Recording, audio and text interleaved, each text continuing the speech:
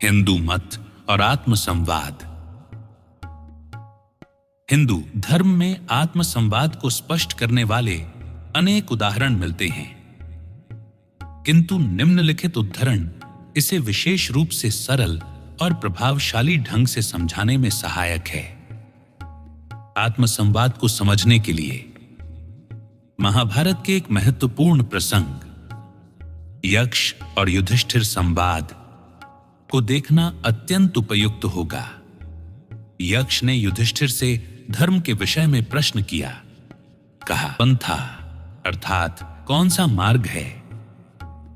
युधिष्ठिर ने उत्तर दिया, तर्को प्रतिष्ठा श्रुतयो विभिन्ना नैको मुनिर्यस्य वचः प्रमाणम धर्मस्य तत्त्वं निहितं गुहायाम महाजनो येन गतः स पंथा।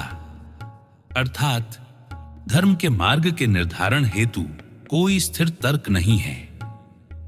श्रुतियां भी विविध और परस्पर भिन्न बातें करती हैं।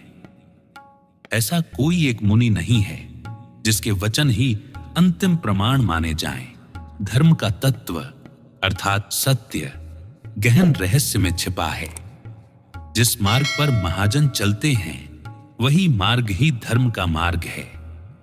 यहां महाजन से तात्पर्य उन व्यक्तियों से है जो अपने भीतर आत्म संवाद के द्वारा विवेक पूर्वक सार और असार का तुलनात्मक अध्ययन करते हैं और उसी के अनुसार अपने जीवन का मार्ग चुनते हैं। जैसे हम सभी जानते हैं, महाजन वह होता है जो लेन देन या व्यापारिक व्यवहार करते समय लाभ हानि आदि का भीतर विवेकपूर्ण विश्लेषण करके निर्णय लेता है। उसी प्रकार एक साधक भी आत्म संवाद के माध्यम से जीवन के सार तत्व की खोज करता है। आत्म संवाद व्यक्ति की अंतर यात्रा का प्रथम पड़ाव है। इसी के माध्यम से उसकी आध्यात्मिक यात्रा प्रारंभ होती है।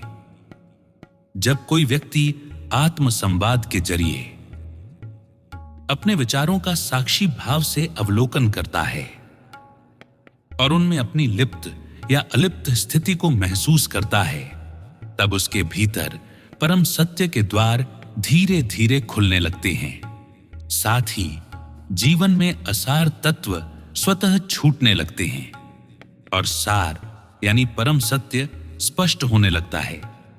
ऐसे व्यक्ति को साधु कहा जाता है। साधना में रत उस व्यक्ति को साधु कहा जाता है जिसकी साधना का उद्देश्य शाश्वत की खोज हो। साधु कौन है? इसका उत्तर कबीर के प्रसिद्ध दोहे में मिलता है। साधु ऐसा चाहिए जैसा सूप सुभाए, सार सार को गह रहे थोथा देई उड़ाए। इस दोहे में आत्मज्ञानी संत कबीर कहते हैं कि साधु वह है जिसका स्वभाव सूप अर्थात छाछ की तरह हो, जो अनाज से भूसी को अलग कर देता है।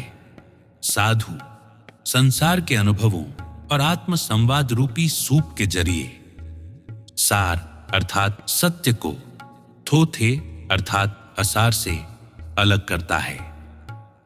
इस प्रकार मन का अवलोकन और आत्म संवाद परम सत्य को जानने का एक सीधा और व्यावहारिक मार्ग है, जिसे आत्मज्ञानी पुरुष धर्म के रूप में संसार को सिखाते हैं। आत्म संवाद जिसके समानार्थी शब्द हैं स्वाध्याय, आत्मचिंतन, मनन, आत्म मंथन आदि परम सत्य की खोज का प्रवेश द्वार है। स्वाध्याय का अर्थ है स्वयं का अध्ययन। हिंदू धर्म में यही प्रक्रिया सत्संग के नाम से जानी जाती है। यहां सत्संग शब्द को समझना आवश्यक है। सत्संग अर्थात सत्य प्लस संग। इसमें सत्य का अर्थ है वह जो आप वास्तव में अनुभव करते हैं, जैसे आप अपनी भूख को महसूस करते हैं। उसी प्रकार अपने भीतर उठने वाले सभी भावों को ईमानदारी से होशपूर्वक अनुभव करना, यही परम सत्य तक पहुंचने का मार्ग है। रोजा जो कि इस्लाम में तीसरा फर्ज अर्थात अनिवार्य कर्तव्य है, वास्तव में आत्म जागरण की एक गहन साधना पद्धति है। यह सत्संग की ही एक व्यावहारिक और अनुभवपरक विधि है, जिसका हिंदू धर्म में समकक्ष शब्द है विरत। विरत का अर्थ है अलग होना या किसी चीज से दूरी बनाना। यह भोजन से सचेत दूरी रखने की वह साधना है जिसके अभ्यास से साधक अपने आत्म रूप अर्थात रूह को अनुभव करता है। इस प्रकार व्यक्ति अपने शरीर और रूह अर्थात आत्मा में भिन्नता को अनुभव करता है। मोहम्मद साहब ने रोजे की परम अवस्था को काली और सफेद धारियों के रूप में वर्णित किया है, जहां काली धारी अज्ञान अर्थात मिथ्या, माया, असत्य, सफेद धारी ज्ञान अर्थात सत्य, वास्तविकता, सार। हिंदू धर्म में भी विरत का उद्देश्य यही है, सार और असार के भेद को स्पष्ट करना। इसी प्रकार इस्लाम में रोजे का संकल्प भी आत्मचिंतन का प्रवेश द्वार है।